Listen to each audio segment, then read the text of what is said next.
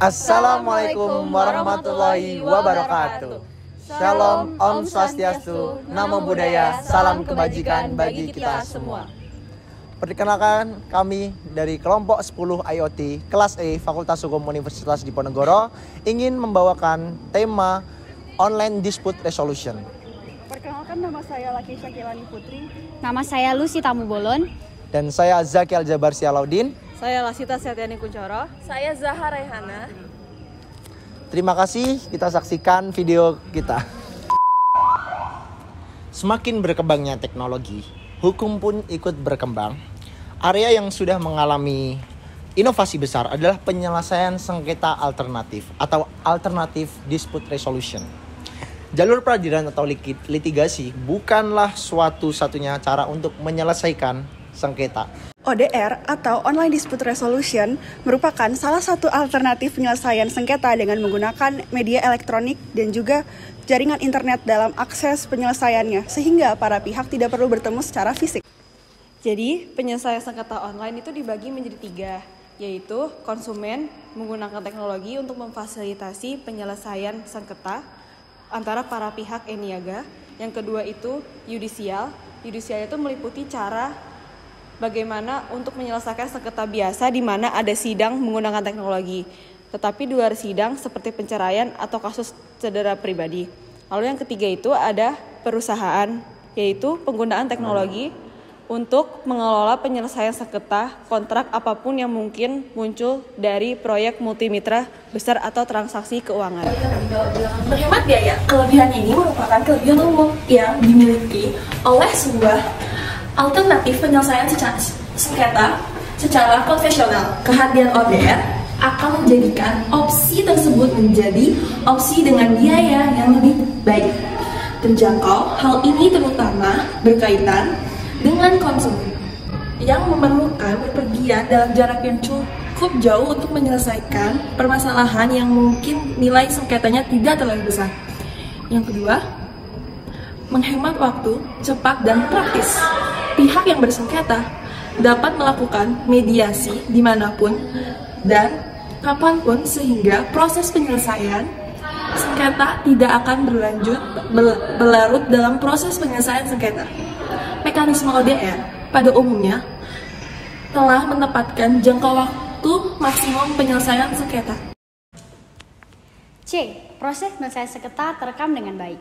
Nah, keseluruhan isi negosiasi dan percakapan yang terjadi pada proses penyelesaian sengketa secara ODR terekam dengan baik secara digital. Seluruh percakapan akan dapat dijadikan sebagai alat bukti yang dapat dipertanggungjawabkan nantinya apabila terdapat salah satu pihak yang mengelak dari putusan, kewajiban yang telah didapatkan melalui proses penyelesaian sengketa tersebut. Kemudian D. Ada impersonal. Dalam proses penyelesaian sengketa tatap muka, para pihak yang bersengketa dapat menyampaikan permasalahan secara langsung. Ketika para pihak bersengketa bertemu untuk menyelesaikan sengketanya, terdapat urgensi dan kepentingan yang dibawa oleh masing-masing pihak yang bersengketa dapat diutarakan melalui gaya bicara, intonasi suara, emosi, dan perasaan daripada pihak yang bersengketa. ADR memiliki 3 pilihan penyelesaian sengketa, yang mana ketiganya dapat dilaksanakan secara online. Yaitu yang pertama, negosiasi online. Didefinisikan sebagai proses yang dimanfaatkan untuk memenuhi kebutuhan kita ketika ada pihak lain yang menguasai apa yang kita inginkan. Model negosiasi online terbagi atas 2 bentuk, yaitu assist negotiation dan automate negotiation. Yang pertama, assist negotiation terjadi melalui pemberian saran teknologi. Informasi yang diberikan kepada para pihak dirancang melalui peningkatan kemampuan teknologi untuk mencapai penyelesaian. Yang kedua, penyelesaian secara automate negotiation dilakukan melalui perbandingan antara tawaran dengan kesepakatan persetujuan dijalankan tanpa campur tangan manusia. Automate negotiation adalah bentuk dari assist negotiation.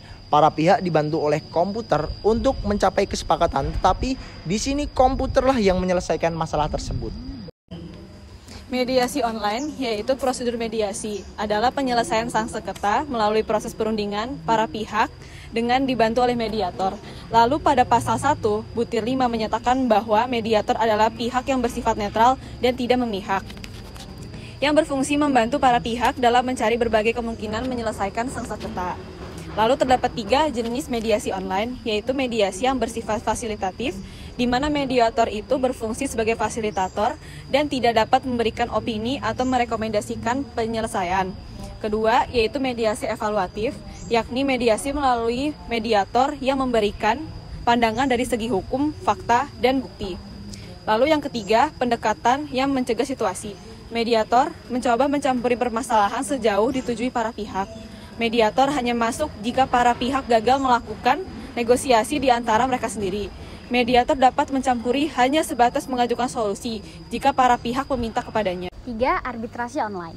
Arbitrase merupakan penyerahan sengketa secara sukarela kepada pihak ketiga yang netral, yaitu individu atau arbitrase sementara secara online. Berikut prosedur untuk menyelenggarakan arbitrasi secara online. Pertama, mengetahui peraturan yang diperlukan mengenai permohonan untuk berarbitrase dan pelaksanaannya. Kedua, menyelesaikan cara untuk memilih arbiter, menerima tempat kedudukan, atau menolaknya dan menyediakan tata cara berarbitrase.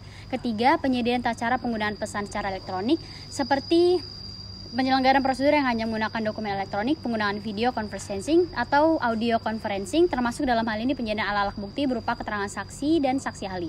Kemudian yang keempat, penyediaan pembuatan putusan secara online dan persyaratan yang diperlukan agar suatu putusan dapat diterima dan dijalankan. Kemudian yang kelima, yang terakhir, penyediaan sarana untuk penyimpanan data, terutama dalam perlawanan menyangkut hak dari salah satu pihak untuk melakukan perlawanan karena adanya dugaan bahwa hak-hak dari salah satu pihak telah dilanggar. Sekian dari kami kelompok 10. Terima kasih.